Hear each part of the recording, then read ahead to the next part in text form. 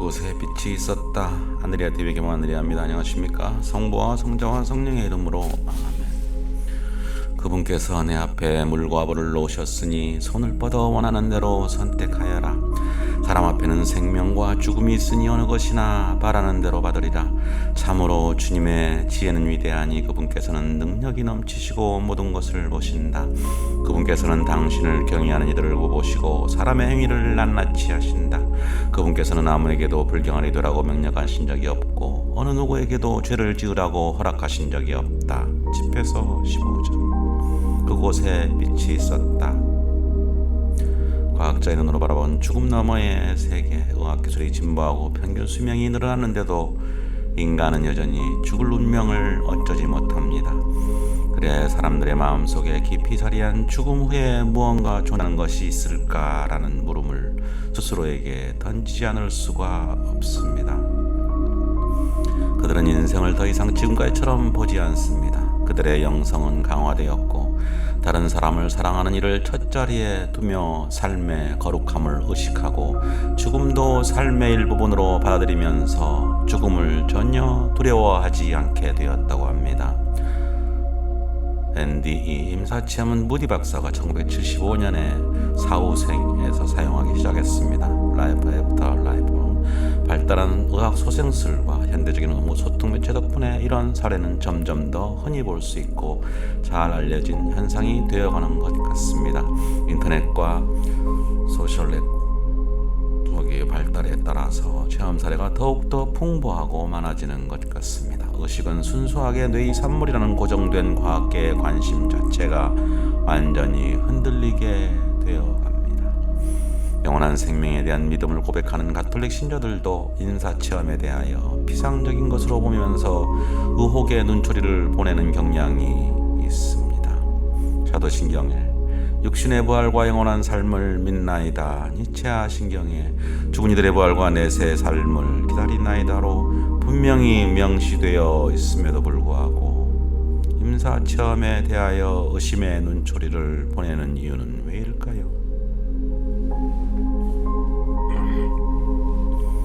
이 책에서 저자는 의사이자 가톨릭 신자의 자격으로 임사체험 사례와 기가 막힐 정도로 상응하는 성경 구절들을 물론 임사체험이라는 주제를 밝혀주는 다양한 성찰과 체험들도 함께 실어 놓습니다. 데살로니가 1서 4장 13절에 형제 여러분 죽은 이들의 문제를 여러분도 알기를 바랍니다.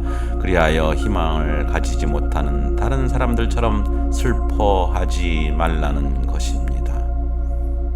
죽음을 두려워하면 안 된다. 그러면서도 그는 내가 자유가 된 것은 치유가 된 것은 동정 마리아 덕분입니다. 성모 마리아께 깊은 신심이 있는 저에게 이런 자유는 큰 은총입니다. 어느 순간 내 앞에서 문이 열리더니 눈부시게 흰빛이 보였습니다. 저는 매우 밝고 조용하며 편안하고 말로 표현하기 어려운 그런 장소에 혼자 있었습니다. 시간이 더 이상 의미 없는 세계였으니까요. 아무튼 매우 유쾌한 곳이었습니다. 완벽한 참 행복을 체험하는 거죠. 그러니 온몸에 호수를 주렁주렁 달고 있는 슬픈 현실로 병원 현장으로 되돌아오기가 매우 싫었습니다.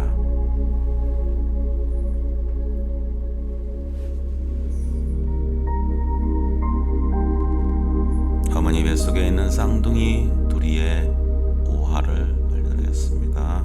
어머니 뱃속의 세계의 전부로 착각합니다. 저편에 대한 이야기들은 아주 많아. 그곳은 아주 환한 큰 기쁨과 감동이 있고 무수히 많은 체험을 할 수 있대. 예를 들면 그곳에서는 입으로 음식을 먹는데 말도 안 돼. 우리에겐 탯줄이 있고 그것을 통해 영양분이 우리한테 온다는 건 상식이야. 입으로 양분을 섭취할 수는 없어. 삶은 엄마 배 바깥으로 나가게 되면 동시에 끝나는 거야. 우리는 그냥 그 사실을 받아들여야 할 뿐이야. 엄마라고? 난 엄마라는 존재를 믿는다는 말이니? 엄마가 대체 어디 있는데? 터무니없는 말이야. 난 어떤 엄마도 본 적이 없어. 엄마라는 존재는 없어. 존재하지 않아.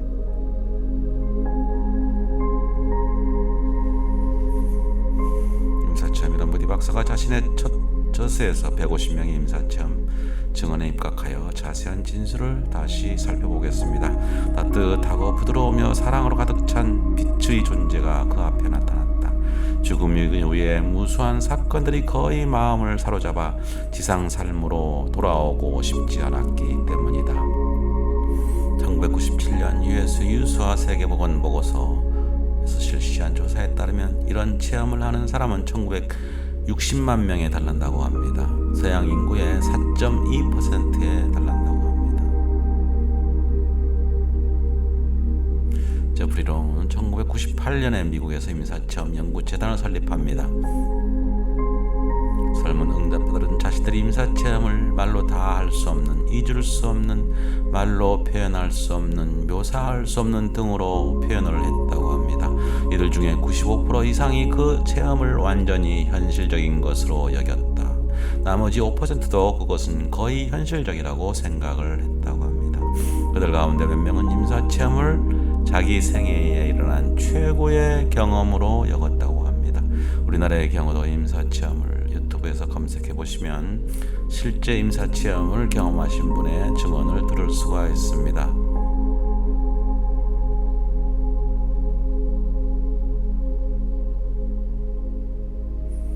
임사체험의 그 현장이 지금 현실보다 더 현실적이라 그런 증언을 들은 적이 있습니다.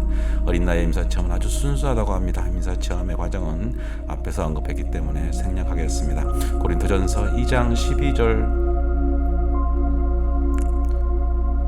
셋째 하늘까지 들어 올려진 사람을 알고 있다는 내용 한번 읽어보십시오. 체험자는 어쨌든 몸을 지니고 있는 것입니다. 그 몸을 뭐라고 불러야 할까요? 신비한 몸, 영적인 몸, 영광을 입은 몸이라고 해야 할까요? 요한복음 10장 19절 그날은 주간 첫날 저녁이 되자 제자들은 유다인들이 두려워 문을 모두 잠가놓고 있었다. 그런데 예수님께서 오시어 문이 잠겨 있는데 예수님께서 문을 통과하셨다는 이야기입니다. 해당 구절을 찾아서 읽어보시기 바랍니다. 터널을 통과함. 체험자의 3분의 1 정도가 터널 통과 체험을 한답니다. 이 터널 끝에는 100만 개 이상의 태양이 있는 것처럼 밝지만 눈부시지 않는 빛을 만납니다. 태양빛하고는 다르다는 얘기입니다. 묵시록 22장 5절 다시는 밤이 없고 등불도 햇빛도 필요 없습니다. 주 하느님께서 그들의 빛이 되어 주실 것이기 때문입니다. 그들은 영원 무근토록 다스릴 것입니다. 다른 영적인 인간들을 만남, 자기가 만나고 싶은 사람들 모두를 만날 수 있다고 합니다. 그리고 상대방의 생각을 바로바로 잘 알 수 있는 능력이 있다고 합니다. 누가복음 16장 22절 부자가 죽자 천사들이 그를 아브라함 곁으로 데려갔다. 부자가 저승에서 그들을 고통받으며 눈을 뜨니 멀리 아브라함과 곁에 있는 라자로가 보였다. 빛이 존재를 만남. 전적인 이해와 완전한 사랑으로 형성된 빛을 상상해보라. 그 빛은 상상할 수도 묘사할 수도 없는 사랑을 뿜어냈다. 하나님 예수님의 존재를 말씀하시는 것 같습니다.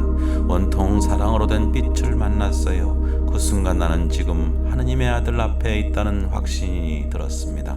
그건 빛이 아니라 방 안에 들어온 어떤 사람, 아니 빛으로 된 사람이라는 것을 알게 되었습니다. 그분의 존재에서 강력한 힘뿐 아니라 조건 없는 사랑이 뿜어져 나왔습니다. 빛으로 오시는 예수님의 현존을 체험하는데 임사체험자들을 변화시키는 힘은 바로 이 빛의 존재와의 만남인 것 같습니다. 이 빛의 존재는 사람으로서 명확히 정의할 수 있는 인격적 특성을 지니고 있었습니다. 이 존재에게서 솟아나와 임종자에게 닿는 힘과 사랑은 인간의 언어로는 표현이 불가능하다고 합니다. 제 자신도 그런 체험이 옛날에 있었는데 저는 아지랑이처럼 다가오는 그분의 빛의 존재를 느낀 적이 있었습니다. 제 자신의 몸이 그분의 사랑으로 녹아버리는 듯했고 웬일인지 눈물만 계속 나왔던 개인적인 체험이 있었습니다.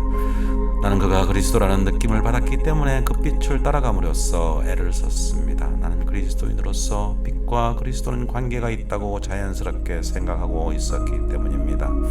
그리스도는 나는 세상의 빛이다 라고 말씀하시지 않았습니까?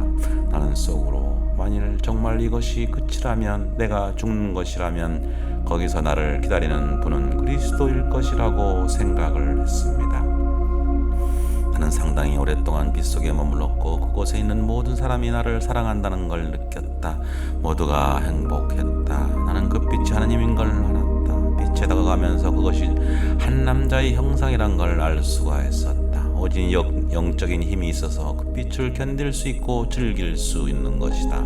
후광이 그분의 몸 전체를 감싸고 있었다. 그분은 나를 받아들이려고 발을 벌리고 내가 그분께 다가가자 나를 얼싸안아 주셨다. 그분은 나의 구세주, 나의 친구, 나의 하나님이신 예수 그리스도께서 내가 그분의 나를 미워하신다고 생각할 때조차 변함없이 나를 사랑해 주신다는 걸 알게 되었다. 마태복음 17장 1절 거룩한 변모 사건 읽어보십시오. 예수님께서 베드로와 야고보와 그의 동생 요한만을 데리고 높은 산에 오르셨다. 그들 앞에서 모습이 변하셨는데 그분의 얼굴은 해처럼 빛나고 그분의 옷은 빛처럼 하얘졌다. 나는 그분이 나의 모든 죄와 잘못을 알고 계시다는 것을 알았다. 그러나 그 순간 내가 지었던 죄와 잘못은 조금도 중요하지 않았다. 그분은 나를 껴안으면서 당신과 사랑을 나누기만을 바라셨다. 이런 부분이 기독교 근본주의자들의 비판을 받는 내용입니다. 그러는 동안 그분은 내게 사랑의 중요성을 상기시켜 주셨다. 그분은 지식의 중요성도 매우 강조하셨다. 지식은 언제나 필요하다고 하셨다. 그래서 나는 지식은 죽음 이후에도 중요하다는 것이란 결론을 내렸다. 배운다는 것, 공부한다는 것, 지식과 지혜의 중요성, 인간은 죽을 때까지 배워야 되고 공부해야 되고 수행을 해야 되고 노력을 해야 된다고 생각이 듭니다. 나는 내 삶에서 부끄럽게 여긴 모든 것에 대해 그분이 용서하셨음을 느꼈다. 내가 삶에서 별로 중요하게 생각지 않은 것이 나를 구했고 내가 중요하다고 여긴 것은 별 가치가 없는 거였다는 것만 말하고 싶다. 요한복음 8장 15절 너희는 사람의 기준으로 심판하지만 나는 아무도 심판하지 않는다.